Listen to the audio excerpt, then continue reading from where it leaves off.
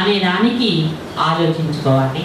అలా ఇంకా రాజకీయాలు అనగానే మనకు గుర్తొచ్చే అంశం 33% రిజర్వేషను. వీటి గురించి ఆలోచిస్తాం ఎక్కువ. 33% రిజర్వేషన్ వచ్చినా 50% రిజర్వేషన్ వచ్చినా అధికార రాజకీయాల్లో నంబర్ మ్యాటర్స్. నంబర్స్ అవసరమే. స్త్రీల సంఖ్య ఉండటం, సంఖ్య అనేది కూడా ఒక బలమే. ఆ బలం కోసం ప్రయత్నించడం కానీ మొత్తం సారాంశాన్ని మార్చాలంటే మాత్రం మనం నాయకులుగా నిర్ణయాధికారం చేయగలిగినటువంటి రాజకీయ నాయకులుగా తయారవటం ఒక్కటే మార్గం అని నాకు అనిపిస్తుంది.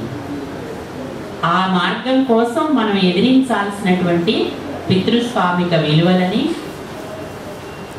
ఆ పితృస్వామిక విలువలతో పెనవేసుకున్నటువంటి ఉత్పత్తి పునరుత్పత్తి రంగాలలో సృష్టింపబడి మన దాకా వస్తున్నటువంటి విలువల్ని సవాలు చేసుకుంటూ వాటిని ఒక్కొక్క దాన్ని పడగొట్టుకుంటూ ముందుకు వెళ్ళటం మార్గం.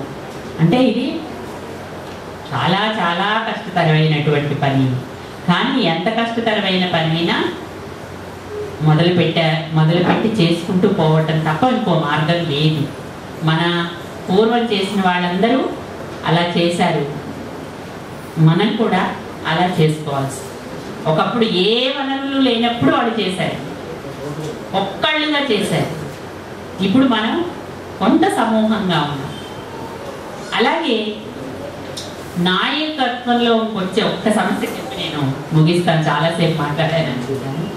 నాయకులుగా తయారవటంలో కూడా మనం గమనించుకోవాల్సింది ఏంటంటే ఇంకా విడివిడి నాయకుడు అనే కాన్సెప్ట్ తీసిపారేయాలి. కలెక్టివ్స్, ఆ కలెక్టివ్ లీడర్షిప్ మాత్రమే మనల్ని ఈ సమాజంలో బతికించగలదు.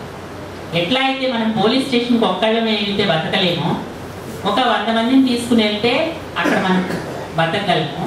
ఇక్కడ కూడా ఒక కలెక్టివ్ లీడర్షిప్ ద్వారా మాత్రమే రాజకీయాల్లో మనం బతకగలం. సో ఆ కలెక్టివ్ లీడర్షిప్ కాన్సెప్ట్ని మనం బలపరుచుకుంటూ వెళ్ళాలి.